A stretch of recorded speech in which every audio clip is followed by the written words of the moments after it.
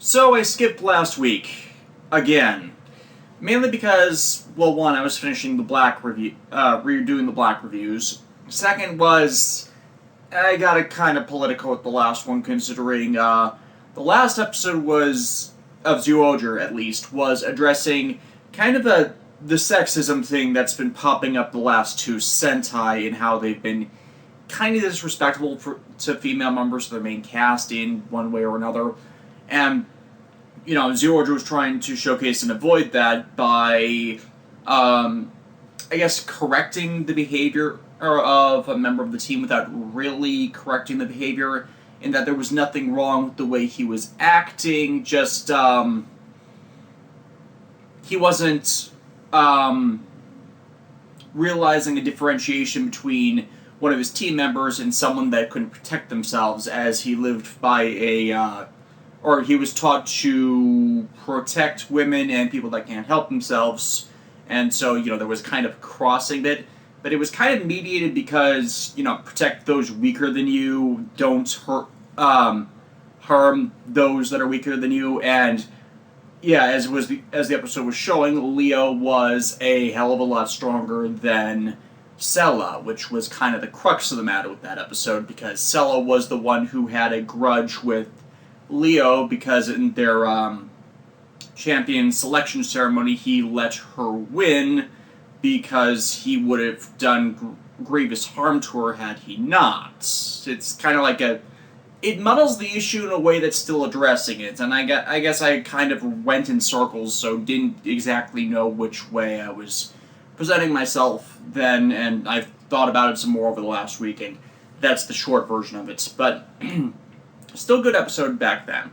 I just wanted to state it because, it's like, I've been seeing posts on, periodically about, how that it's, everybody's siding with Sella on that, and though Leo's actions are understandable, and he's not wanting to really harm people, and he was raised to...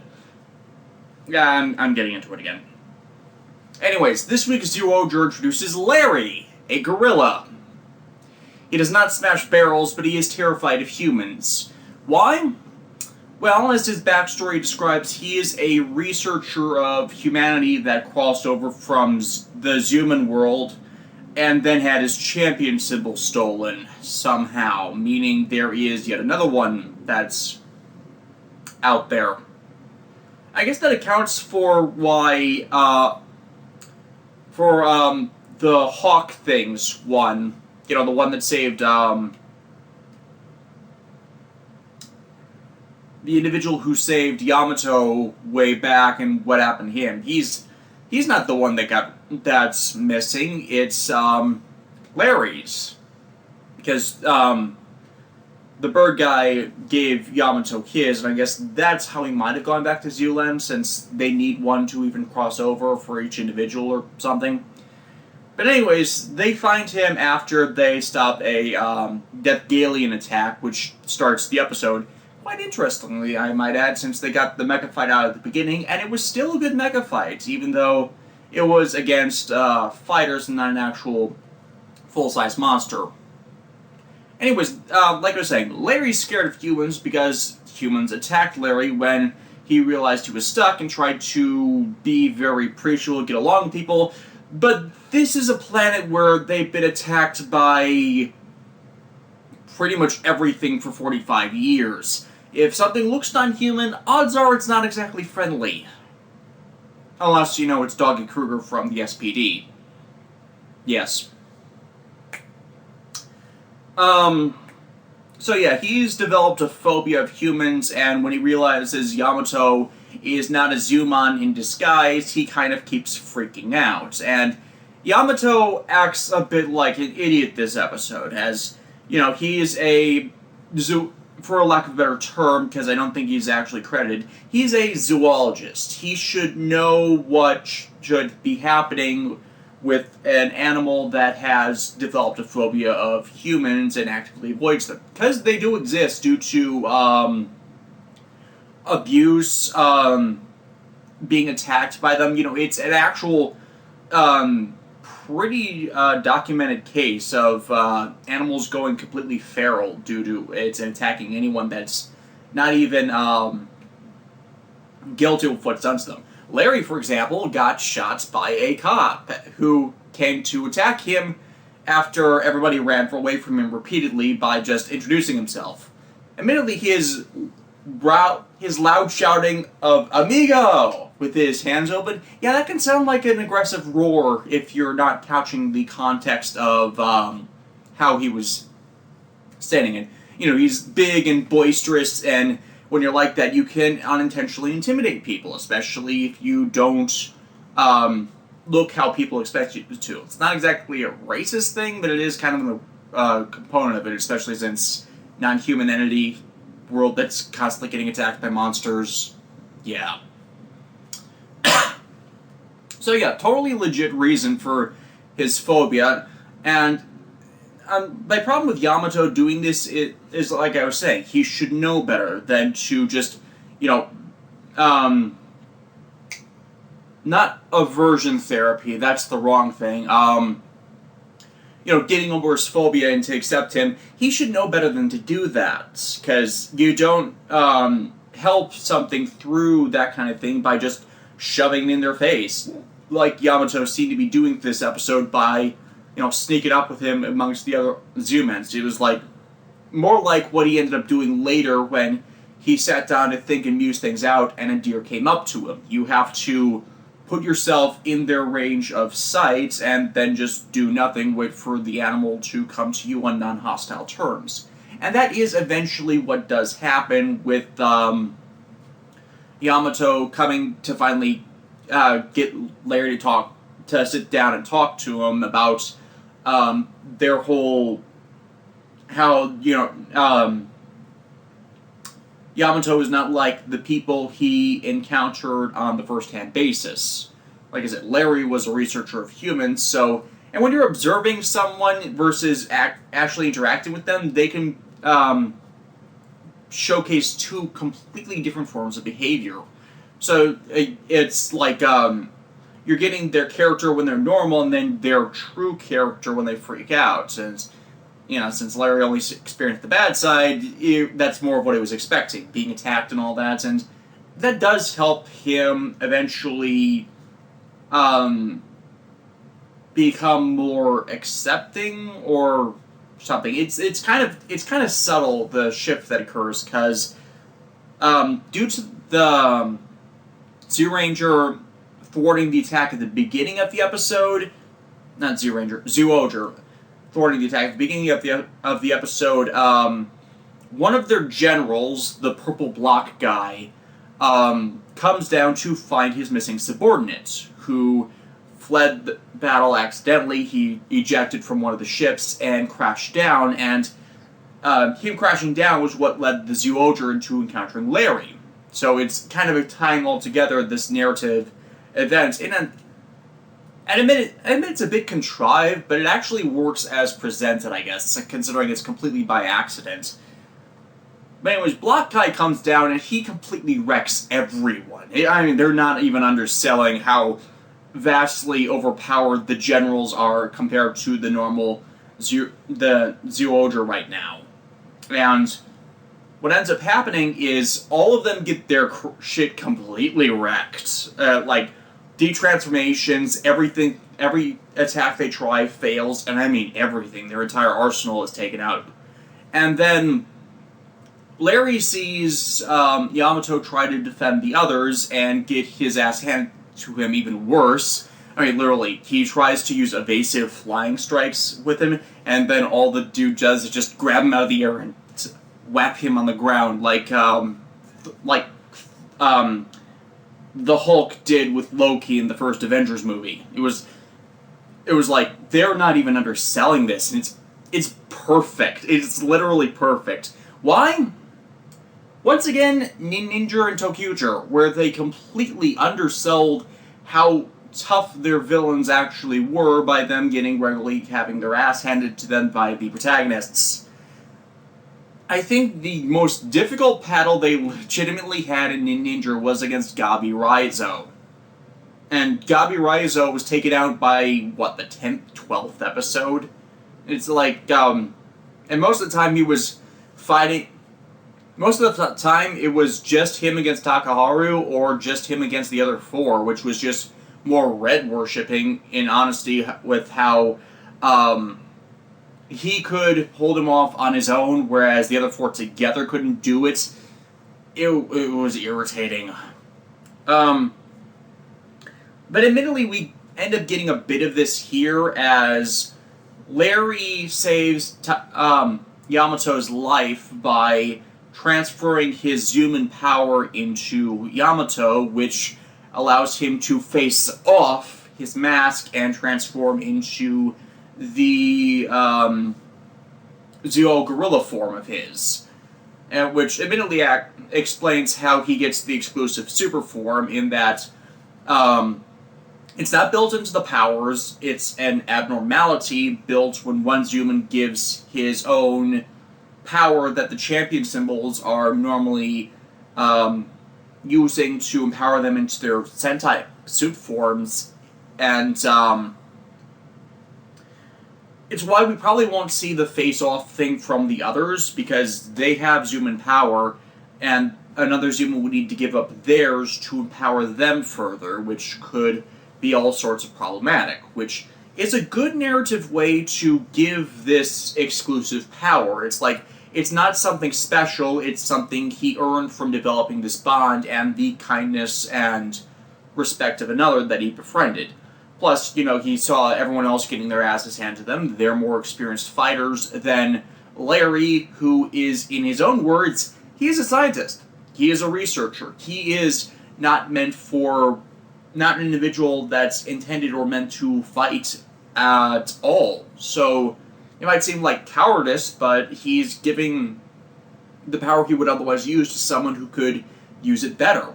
And even better for this, there are consequences from doing that, which are going to be the focus of the next episode, which completely, I don't want to say it sidesteps the issue, but it validates how they're making this work for the show, whereas it's not an exclusive power that the Red earns for legitimately no reason. They're building a story about why he gets it, which is the right way to do it. Especially since the consequences thing are actually being addressed next episode. But anyways, Zyuohger, it's legitimately ridiculous. And I saw the different cuts with how they were fighting doing the episode, in that it's a giant muscle suit. It is a giant set of fake muscle pecs. It's pretty obvious how they did that. And it's so bulky that they actually had to do two different types of gloves. One that's closed-fisted, one that's open-fisted, but so squishy puffy that it's cheesy and it's hilarious, and I like it, just because it's so ludicrous. But yeah, using the Zyuohger powers, Yamato completely wrecks the purple block guy. His name completely escapes me at the moment. And destroys him. However, he's not given a continue for them to do a giant monster brawl, because their leader, whose name also escapes me right now, it's never a good thing when the villain's names completely escape me, he's chuckling as he knows this isn't the end of it, meaning there's something else to this entity that might actually avoid actually dying. Maybe he has a set of extra lives on his own, which will revive him even stronger, because considering the show's, I shouldn't say subtle gaming motive, since, yeah, it's a death game, it's a blood game, but it's more like, video games are recurring elements. It's not exactly obvious when you first look at it that it's that, since, the main motive for the team are animals and cubes. Aside from Minecraft, that doesn't exactly spring game to mind. But yeah, it wouldn't surprise me the reason why they just let him be destroyed is that he's not actually dead. Hell, for all we know, it could be a little guy in a robot suit, like one of the main villains of the last series, who doing that didn't make any sense because he was revived in his full form by magic powers, and magic didn't work as presented. It was a ninja, no surprise there. But yeah, they're going to be dealing with the consequences of this episode's events next week. I look forward to that because it's, once again, far better presented than has been going on the last few years. Ghost. We're finally in the ganma world. It's not a utopia. It is, in fact, quite frankly, a dystopia, where Adele, who seems to be taking the reins of Big Bad, assassinates his father to pretty much take over the ganma world to keep the perfect utopia of the realm as it is, because this is what happens when you indoctrinate followers to follow a doctrine that is not actually reflective of either reality or why your society functions as it does. You kind of screw over your own beliefs by convincing them that there's only black and white. What this specific set of laws and rules are all absolute. You can't have free will, you can't have freedom, and any thought that goes against that, even if you're the creator ruler of this existence, you gotta be taken out. So this does not surprise me at all. And I guess it's gonna force Alan. I'm still going with I don't know where they're getting the I. I legitimately do not know where they're getting with the I with spelling his name. They're forcing Aaron into the good guys' camp because they destroy the ganma icon that holds his soul, so he's forced back into his actual body. And as showcased, pretty much everyone in the ganma world is sealed in some type of container, stasis vessel, while their souls exist in the icons. We kind of knew this from before, but it's made a lot more blatant now with how this process works. And the question then becomes, since we're showcased here that the bodies degrade after some given point, what the connection between that is. Are their bodies being used for some type of power source while their souls are stuck in the ganma icons? Does destroying the ganma icon in a certain way cause the body to degrade? If they're stuck in the ganma icons for too long, is that what causes their bodies to go bye-bye?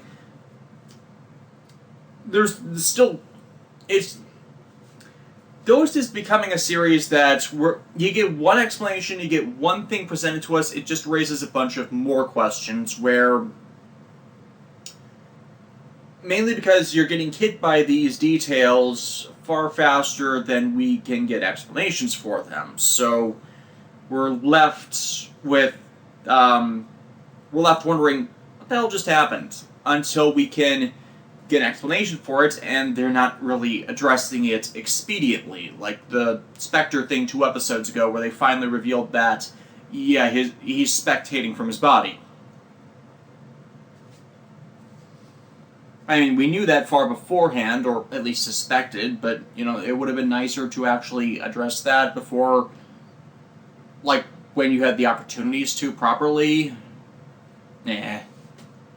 We'll probably all get it eventually, but probably past the point most people have cared. So yeah, Takeru pretty much calls out Aaron on all this when they finally meet up, since Aaron is very weak physically due to being in stasis all that time, while Adele's pretty much scapegoating Aaron for killing their father and upsetting the utopia because he thinks he's been corrupted by the human world. By their standards, yeah, more like he's starting to wake up to all this crap, but problem is, Adele doesn't know any of that. Adele legitimately just betrayed his brother to cover up his own actions as far as the story has presented things. And maybe it was "it's good to have friends" line from last episode, but it seems awkward to me. However, we do get the introduction to the Icon Driver G legitimately out of nowhere. And it's as in Takeru finds it amongst all the other icons that have been taken and collected by Sage, who had them all in this room. He's obviously facilitating whatever's going on with the subplots, in that he's creating defenders against this thing as a conscientious objector beyond the knowledge of anybody else in the group, but I'm still curious on what his actual plans are. I'm not much past that, though, aside from still continuing to develop the subplot with Thane Cademus's character and what they're doing with that company controlled by Ganma and Igor and all that, which I'm hoping they'll resolve in the next few episodes, because they're nearing the time for the spring team-up special, and we've already gotten previews that they are doing yet another one of those, and I would think they would not want to interrupt whatever plotline that is for that special. This is my logic and, TV logic here, and that most of the time they try to set them between story arcs. They tried to do that last year with Drive and Ninja. It didn't actually work, though, due to scheduling changes due to real-life issues. Yeah. I think something else happened along that way with Gaim as well. I'm blanking a bit on that. Just vague memories at this point. My memory is terrible. But yeah, it's moving forward the subplots, moving forward the story arcs, and I'm hoping that Grateful Damashi will have a good premiere next week. And considering Zyuohger is also getting new mecha next week, I will have a lot to discuss on what I actually think of those things once I've seen them in battle. Yes. If you've been following my Twitter and all that, if you follow these videos on Facebook, you'll notice that I actually posted a current review on YouTube. I said Facebook, didn't I? I posted last week's video on Power Rangers the movie on YouTube. That is because Dailymotion is being a dick with regards to what I can actually post on there lately, and that they're not recognizing fair use. They're not even bothering to check the video for anything original. They're not even acknowledging anything that would be there, and it's part of why my videos have been so inconsistently staying up there, despite re-editing and re-editing and re-editing and renaming to other things. And it's gotten so bad that they're not even taking my messages. Like, they're completely ignoring counter notifications. I had to actually write into their main customer service desk, and they said, "Oh no, you got to go to the copyright things for that, as we don't recognize this as anything other than copyright infringement." And mainly because they're no longer recognizing copyright infringement, just breaches in terms of use. And it's this whole big headache, because Dailymotion used to be actually cordial about all this and getting back to me on that, and it's not been working that well. So I think what I'm going to have to do in the future is just make everything YouTube compatible and post it up there, or otherwise get my Zipcast page finally up and running. So I'll try to keep people updated on that. I'm still got a busy week ahead of me, so might not have anything major to actually detail with that. That's all I got. That's all I have for this week, so I will see you all later.